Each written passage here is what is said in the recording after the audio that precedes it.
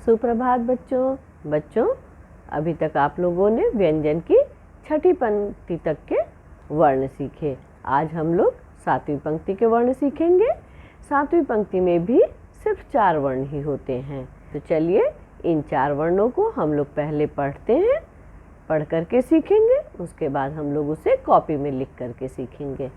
बच्चों, हमारे व्यंजन की 7वीं पंक्ति का सबसे पहला वर्ण होता है श। इसका उच्चारण हम श करते हैं, इसे हम तालव्य श भी बोलते हैं। श से शहद, श से शलगम, श से शरीफा, श से शेर। तो चलिए अब हम इसे कॉपी में भी लिख करके देख लेते हैं। सबसे पहले बच्चों, हमें यहाँ पर एक स्लीपिंग लाइन खींचनी है। उसके बाद हमें इस लाइन से ऊपर में थोड़ा गोला बनाते हुए और यहाँ नीचे, ये जो हमारी 3rd लाइन है, इसके नीचे से एक गोला बनाते हुए और तिरछी रेखा खींचनी है, यानी स्लैंटिंग लाइन।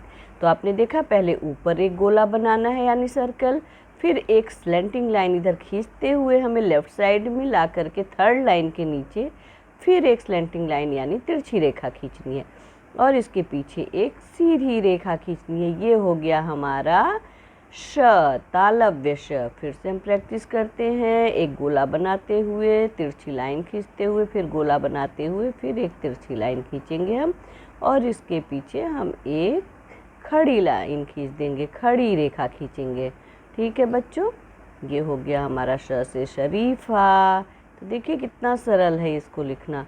ठीक है, आप इसकी प्रैक्टिस करेंगे तो बहुत जल्दी इसे सीख जाएंगे।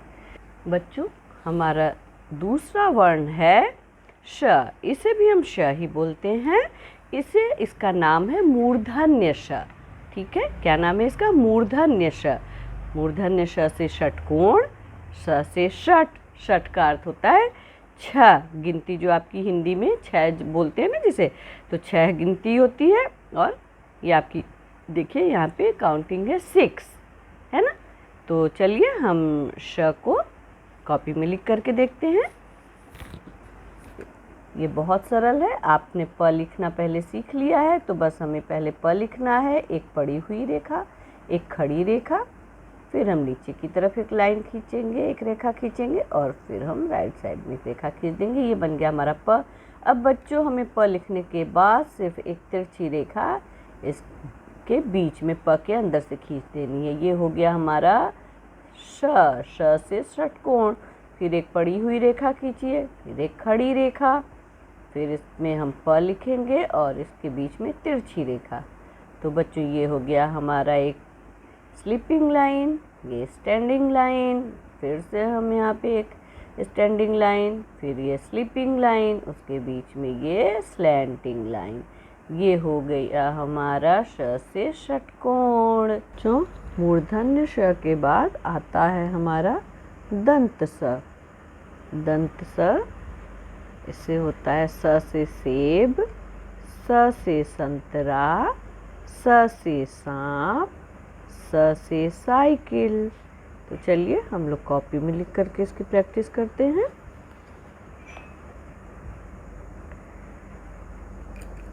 इसके लिए बच्चों, सबसे पहले हमें पड़ी हुई रेखा यानी स्लीपिंग लाइन खींचनी है, फिर लेफ़्ट साइड में एक कर्व बनाना है इस तरह से, फिर हमें यहाँ स्लैंटिंग लाइन यानी तिरछी रेखा खींचनी है। देखिए, जैसे र लिखते हैं इस तरह से हमें र की तरह लिखना है। फिर एक सामने खड़ी रेखा खींचनी है और इन दोनों को मिला देना है। ये हो गया हमारा दंत स। स से साइकिल। फिर से हम प्रैक्टिस करते हैं।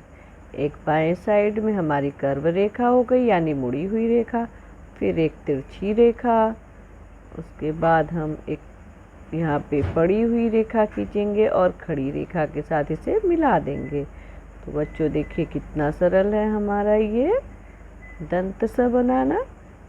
तो आप इसे लिख करके इसकी प्रैक्टिस करिए। बच्चों, हमारी 7वीं पंक्ति का अंतिम वर्ण है ह। ह से हथौड़ा, ह से हल, ह से हाथी, और बच्चों ह से हम भी होता है, हम लोग जैसे बोलते हैं ना, तो ह से हम। चलिए हम लोग ह लिख करके, अभी मैं बोली ना कि हम लोग, तो ह से हम लोग का यहाँ पे आप देखिए कॉपी में लिख करके एक बार हम लोग प्रैक्टिस कर लेते हैं ह से हल की। बच्चों ह लिखने के लिए सबसे पहले हम एक पड़ी हुई रेखा हमेशा की तरह स्लीपिंग लाइन खींचेंगे, फिर इसके बीच में एक छोटी सी खड़ी रेखा खींचेंगे बच्चों। उसके बाद हम यहाँ पर राइट साइड का एक हाफ कर्व सिर्फ यहाँ तक बनाएंगे।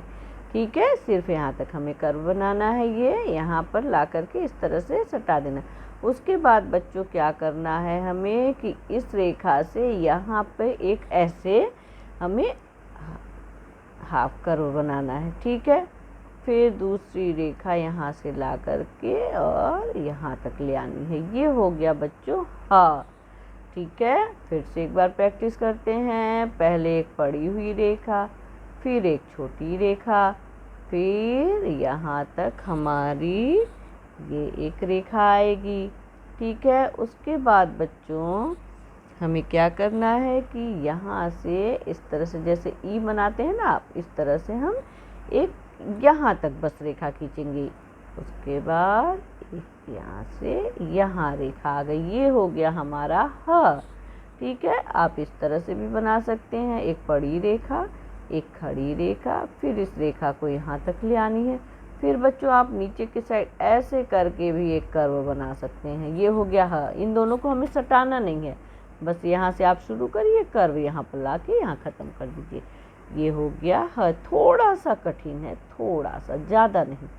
आप ऐसे भी लिख सकते हैं, देखिए यहाँ पे ऐसे कर दिया आपने, फिर यहाँ से ऐसे कर दिया। ये हो गया ह। ह से हल। बच्चों आज हम लोगों ने कौन कौन से वर्ण सीखे?